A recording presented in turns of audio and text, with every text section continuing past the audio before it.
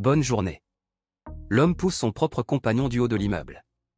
Puis il se tourne vers la jeune fille à ses côtés, affichant un sourire obscène et répugnant. Katana en main, il commence lentement à déboutonner son uniforme scolaire, allant même jusqu'à glisser la lame sous sa jupe. La jeune fille s'appelle Yuri Honjo. Alors qu'elle aurait dû être en cours, elle se retrouve soudainement projetée dans un monde étrange. Pire encore, il lui est totalement impossible de joindre ses parents par téléphone. Dans un dernier espoir, Yuri tente d'appeler son frère. Contre toute attente, une voix familière lui répond. Au fil de leur discussion, elle comprend que son frère est lui aussi prisonnier de ce monde.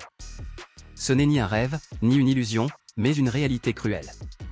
Toutes les cages d'escalier menant au sol sont bloquées avant d'atteindre la rue. Les immeubles ne sont reliés que par des ponts suspendus extrêmement dangereux. C'est alors que Yuri aperçoit, sur le toit d'en face, une femme en détresse appelant à l'aide. Un homme masqué, tenant une batte de baseball couverte de sang, s'avance lentement vers elle. Yuri comprend rapidement que ces hommes masqués ne se contentent pas de tuer, leur véritable but est de plonger leurs victimes dans un désespoir total, jusqu'à les pousser à se suicider. Son frère lui demande de rester calme et de survivre coûte que coûte jusqu'à ce qu'il la rejoigne. Il décide alors de se retrouver sur l'immeuble le plus haut. Mais pendant leur conversation, le danger se rapproche déjà de Yuri. L'homme masqué ne l'attaque pas immédiatement. Il s'approche de son téléphone, le tranche d'un coup de sabre et le jette dans le vide. Comprenant qu'elle ne peut pas rester ici, Yuri se précipite vers un pont suspendu. À peine engagée dessus, elle manque de chuter à cause de son instabilité. Accrochée au câble, face au vide vertigineux, elle se force à reprendre son calme.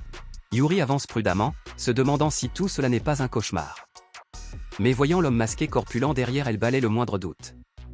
Se rappelant les paroles de son frère, elle serre les dents et se met à courir. Avant de le retrouver, elle refuse de mourir ici. Au moment où l'homme masqué lève son énorme sabre pour lui porter le coup fatal, un coup de feu retentit. La balle lui traverse la tête, et son corps chute dans le vide. Le tireur est un policier, lui aussi prisonnier de ce monde, accompagné d'un autre policier. Mais alors que Yuri pense être sauvé, le drame survient, le jeune policier pousse soudain son collègue du haut de l'immeuble. Sous le choc, Yuri comprend que personne n'est digne de confiance. Au loin, un homme masqué équipé d'un fusil de précision observe silencieusement la scène. Le policier, armé d'un sabre, menace Yuri et lui ordonne d'enlever son uniforme. C'était la scène d'introduction de l'animé. Alors qu'il sombre dans la folie, un tir retentit soudain, le sniper lui fait exploser la tête sur le champ. Profitant du chaos, Yuri parvient à se cacher. En observant les corps au sol, elle comprend enfin la règle de ce monde, les hommes masqués cherchent à pousser les gens au suicide.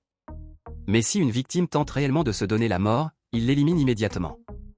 Pour brouiller la vision du sniper, Yuri met le feu à un corps afin de créer une diversion. À cet instant, elle réalise que penser comme dans le monde normal signifie la mort ici. À peine échappée au sniper, Yuri devient la cible d'un nouvel ennemi. Une femme masquée, vêtue en servante, apparaît. Yuri pointe son arme, mais remarque que la servante s'éloigne lentement pour prendre son élan en vue de sauter vers elle. Soudain, la servante se redresse brutalement, brandissant une gigantesque faux, et attaque de front. Yuri réagit de justesse et ne perd qu'un morceau de sa jupe. Elle comprend trop tard qu'elle aurait dû tirer plus tôt. Yuri tire à plusieurs reprises, mais la servante esquive chaque balle avec aisance, allant même jusqu'à la provoquer. Elle comprend alors que son ennemi ne cherche pas à la tuer immédiatement, mais à l'observer. Yuri feint alors une tentative de suicide pour créer une ouverture. Voyant Yuri tomber, la servante s'approche pour vérifier. Mais plus bas, Yuri l'attend déjà, arme pointée. Cela confirme sa théorie, les hommes masqués doivent vérifier eux-mêmes la mort de leur victime. Sans hésiter, Yuri tire plusieurs coups de feu. Pourtant, lorsqu'elle remonte sur le toit, la servante est toujours en vie. Sous le masque fissuré se cache un visage humain. La servante la supplie de ne pas s'approcher, et explique que le masque contrôle son esprit et la force à obéir aux ordres. Elle révèle également qu'il ne faut jamais regarder l'arrière du masque. Alors qu'un nouvel ordre retentit dans sa tête lui ordonnant de se suicider. Elle explique, désespérée, que retirer le masque ne suffit pas à la libérer. En voyant la servante mourir, Yuri s'effondre. Elle comprend que les hommes masqués sont eux aussi des êtres humains. Ils pensent, parlent et ressentent. Le véritable ennemi n'est donc pas le masque, mais ceux qui donnent les ordres derrière. Déterminé à survivre, Yuri reprend sa fuite pour retrouver son frère. Soudain, un hélicoptère survole les immeubles, faisant violemment osciller le pont suspendu. Accrochée au câble, elle lutte de toutes ses forces et parvient à atteindre un autre bâtiment. Là, Yuri découvre le corps d'une femme abattue d'une balle dans la tête. Dans sa poche, elle trouve un document révélant la vérité, un hélicoptère sert à évacuer les survivants. Pour quitter ce monde, il faut atteindre un héliport. Mais une seule place est disponible. Celle du premier arrivé. Même si cela ressemble à un piège, Yuri n'a pas le choix. Alors qu'elle s'apprête à partir, un bruit inquiétant attire son attention. En s'approchant, voyant l'homme acculé, Yuri agit sans hésiter. D'un tir précis, elle fait voler l'arme de la main de la jeune fille. Alors qu'elle propose calmement de discuter, celle-ci affiche un sourire inquiétant et sort une dague dissimulée dans son dos. La seconde suivante, elle tranche la gorge de l'homme sans la moindre hésitation. Ici, la vie et la mort ne se jouent qu'en un instant. En réalité, la jeune fille avait tout compris. Yuri ne visait pas elle, mais son arme. La preuve qu'elle était quelqu'un de profondément gentil. Même si ce geste la touche, la jeune fille décide malgré tout de la tuer. Car dans ce monde, une seule personne peut monter dans l'hélicoptère, celle qui arrive en première. La gentillesse n'a aucune valeur ici.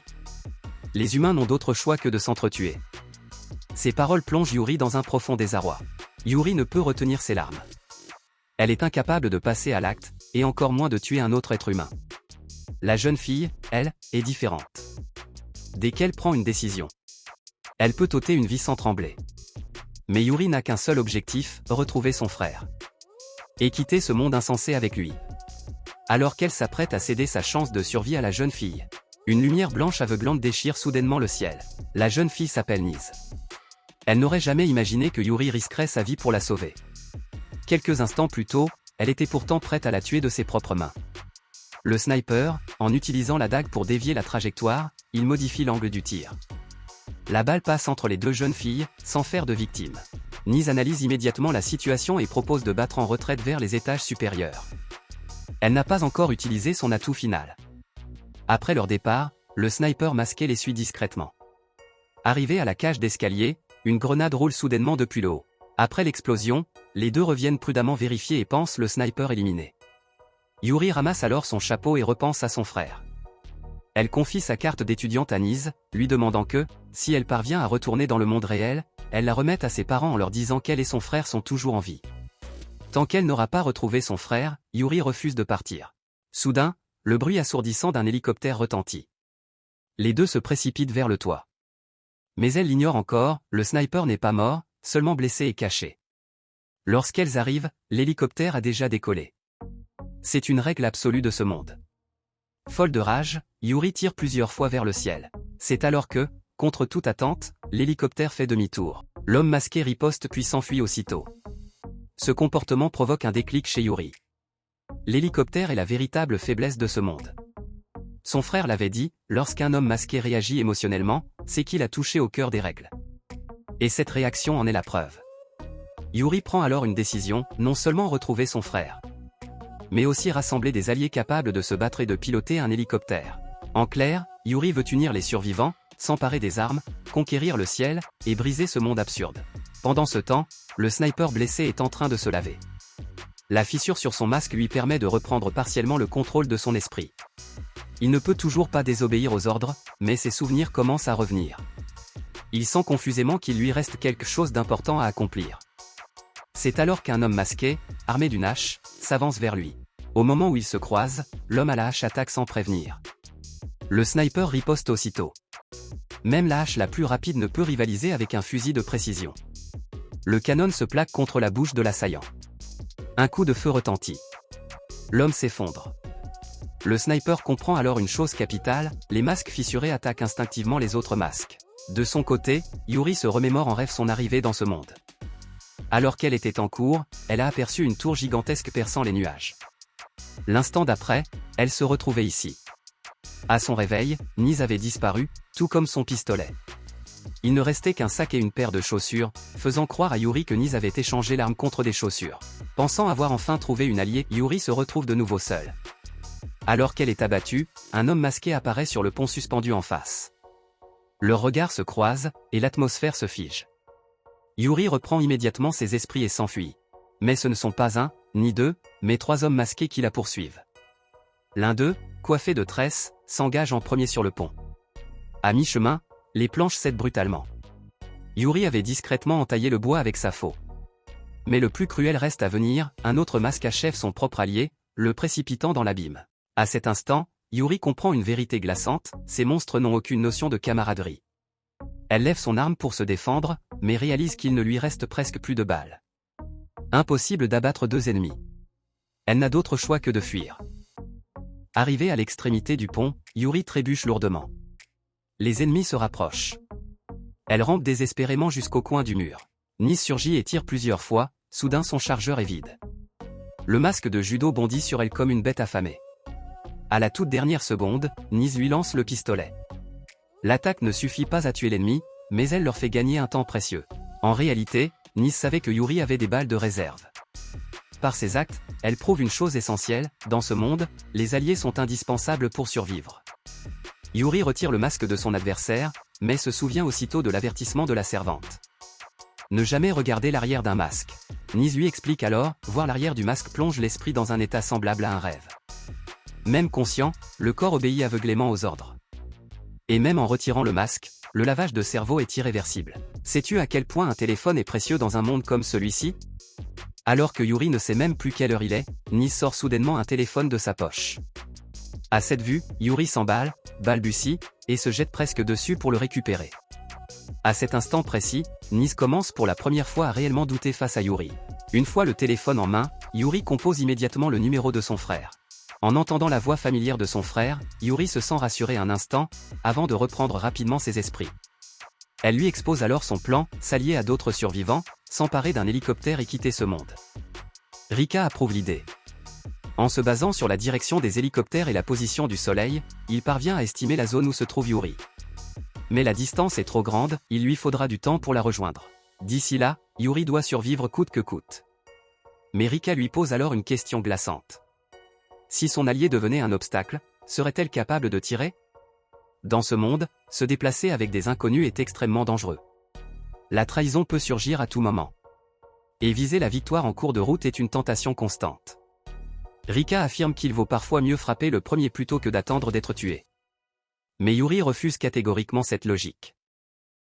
Face à une alliée digne de confiance, elle met en garde son frère, renoncer à son humanité serait déjà une défaite. Après un court silence, Rika murmure « Je n'aurais jamais cru que tu puisses penser ainsi ». Il ne s'attendait pas à ce que sa sœur place encore sa confiance dans les autres. Convaincu par sa réponse, Rika décide de suivre son plan concernant l'hélicoptère. Selon ses informations, un hélicoptère atterrit chaque jour sur l'un des héliports de ce monde. Ils conviennent alors qu'il vaut mieux agir séparément pour le moment et attendre le moment opportun. Tous deux s'accordent à rassembler des alliés et à récupérer des armes en vue de l'arrivée de l'hélicoptère le lendemain. En réalité, la question de Rika n'était qu'un test, il voulait mesurer la détermination et l'humanité de Yuri. L'appel terminé, Yuri rend le téléphone à Nis et la serre brièvement dans ses bras. S'excusant pour ses pensées troublantes. Puis, ensemble, elles reprennent leur route à la recherche d'alliés. En observant Yuri marcher devant elle, sans la moindre méfiance. Nis s'interroge, est-elle simplement trop naïve, ou possède-t-elle une force mentale hors du commun ? Ou bien, a-t-elle réellement choisi de lui faire confiance ? À cet instant, une rafale de vent soulève la jupe de Yuri. La scène bascule ailleurs. Un jeune homme armé d'un marteau fait face à un homme masqué qui se rue sur lui. Sans hésiter, il lui écrase violemment le visage d'un seul coup. Il s'agit de Rika Honjo, le frère de Yuri. Depuis son arrivée dans ce monde, l'homme autrefois bienveillant s'est endurci au point d'en devenir méconnaissable. Deux compagnons apparaissent alors, inquiets de sa longue absence, ils étaient partis à sa recherche. Alors qu'ils s'apprêtent à rentrer à leur base, un lourd projectile traverse soudain leur champ de vision et s'encastre violemment dans un mur, projetant des éclats de pierre. Le groupe est réduit à 2. Au bout du couloir, un homme masqué vêtu d'un uniforme de baseball lance un nouvel engin métallique. Grâce à ses réflexes, Rika l'évite de justesse. À la seule puissance du projectile. Il comprend immédiatement, cet ennemi est le plus redoutable qu'il ait affronté jusqu'ici. Conscient qu'un combat frontal serait suicidaire, il attrape son compagnon et ordonne la retraite. Devant eux, une issue de secours. Son compagnon s'y engouffre sans réfléchir. Mais de l'autre côté, il n'y a qu'un gouffre sans fond. À la dernière seconde, Rika tire son allié en arrière, lui sauvant la vie. Malheureusement, la porte à code voisine refuse de s'ouvrir. Ils sont désormais acculés. Face à un ennemi d'une force écrasante, quel choix lui reste-t-il ? Car cet homme masqué les traquait depuis le début. Clique ici pour voir la suite. Salut.